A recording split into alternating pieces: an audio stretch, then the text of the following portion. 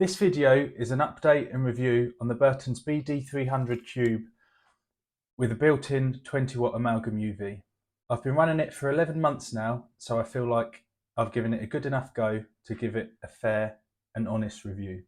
Let's get started with the specs first.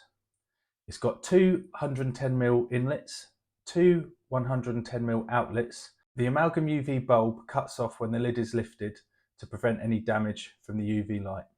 You will, however, see some video footage where the lid is off of the unit, yet the UV is still on and running.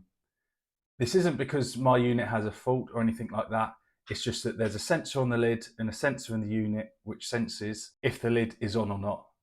So for the sake of some videos, I literally bypass this by pulling the lid off, flipping it round and putting the sensor on the other sensor so it thought that the lid was on. Apart from the obvious benefit of having a UV light in a pond filter system, having it inside the drum also creates an additional benefit. When the UV is on, it is shining the whole of the drum screen constantly. This helps keep the drum screen clean by preventing the build-up of any bacteria or algae or anything like that on the drum screen. Obviously, if stuff like bacteria starts growing on the drum screen, it will make the holes in the mesh essentially smaller and smaller until the drum screen clogs up and/or has to wash every 5 minutes or something silly. So the UV light shining on all of the drum screen prevents this. The BD-300 Cube is gravity fed only, and it has flow rates of up to 30,000 litres an hour. I'm currently pushing around 12 or 13,000 litres an hour through it. The mesh is 60 microns and all the metal on the inside is stainless steel. The wash pump uses water from the clean side of the drum, so the pond water, to clean the drum itself. I spent a lot of time, probably too long, researching which type of drum I should get. There's quite a few drums around this specification for similar prices, but the two main things for me were the water level height and the amalgam UV. In the BD-300 Cube, the water level height can come as high as 170 millimeters beneath the top of the unit. This was good for me because the drum is underneath the decking. So this meant that the decking didn't have to be ridiculously high to fit the drum in compared to the pond water level or the patio surrounding it. The other main reason, which is the big one, is the design behind the amalgam UV. For the other similar products that I looked into that also had a UV built in, it seemed reasonably common for the drum seal to have to be replaced every 6 to 12 months due to the UV light perishing it. Burtons come up with a very simple solution for this. The design of the drum allows the drum seal to be on the outside of the drum so it isn't in direct contact with the UV light. Like I say, I've only had it for 11 months so far, but I can't see any signs of degradation on the drum seal. So if you compare it to other products where you need to replace the drum seal every 6 to 12 months, this likely means that their design has worked. Because of how compact the drum is for the amount of water that can go through it, it means that it can only fit a 20-watt bulb inside it. With UV lights, the higher wattage the bulb, the longer that the bulb is. So in a BD-300 Cube, you can only fit a 20-watt bulb in there because if you go any higher wattage, it simply won't fit.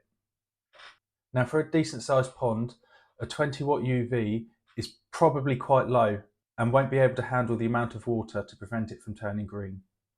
However, because the bulb is simply in the unit, at any one time it is in contact with a vast amount of water, so theoretically a 20-watt bulb should be enough.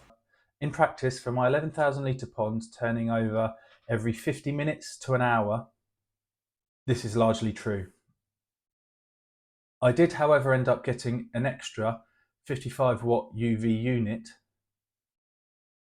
because I was noticing that when the fish were at the bottom of the pond, which is around just over a metre deep, I could just about notice a slight greeny yellowy tinge.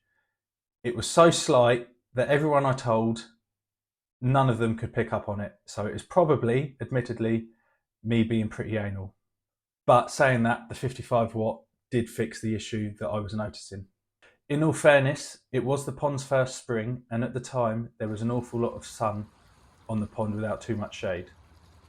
So once the pond had matured a year or two, and I finally got sufficient shade on the pond, it probably wouldn't be an issue. So a 20-watt bulb probably is big enough if it's just sitting in the middle of a drum filter.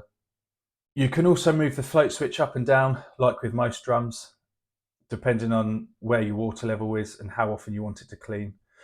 Obviously, the lower down the float switch is, the less often it's going to clean. However, if you put the float switch really far down and it's a long time between cleaning cycles, the water will essentially be sitting in the drum for a long time trying to escape. Because of this, it's likely to push through some fines outside the drum into the clean section, therefore reducing the ability of the drum screen. Because of this, the general consensus is that you want the drum cleaning every 25 to 50 minutes. It's quite a big range, but obviously every pond's extremely individual based off of other filtration, sunlight, feed-in load, all sorts. Mine personally cleans once every hour and the clarity is spot on. It doesn't have a separate nozzle spraying the waste chute, so it's likely that every now and again you'll just have to open up the lid and just check that the waste chute isn't blocking up. So far I haven't had this issue, but maybe I'm just lucky, who knows.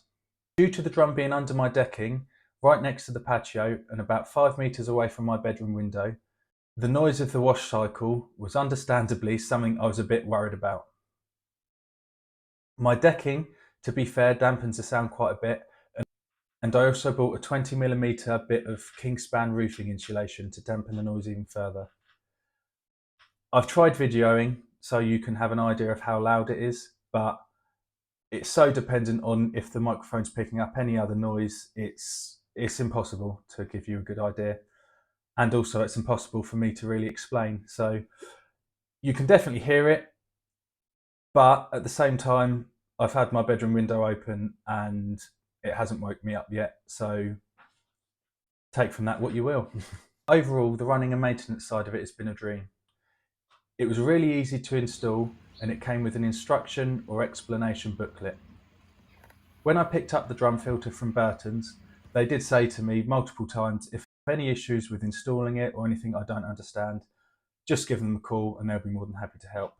So 11 months later, so far, the only maintenance I've had to do is lightly clean the UV sheath, as I noticed that it seemed a bit dimmer than what it used to be. I had to do this after about 5-6 months and still so far it seems absolutely fine. So I can't fault the customer service from Burtons.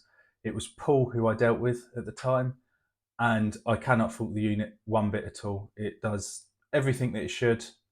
It's had no mishaps, and 11 months down the line, which okay, isn't the longest period, but 11 months later, it's still working perfectly. So for the Burtons BD-300 Cube with a 20-watt amalgam UV, massive thumbs up from me. I would definitely recommend it.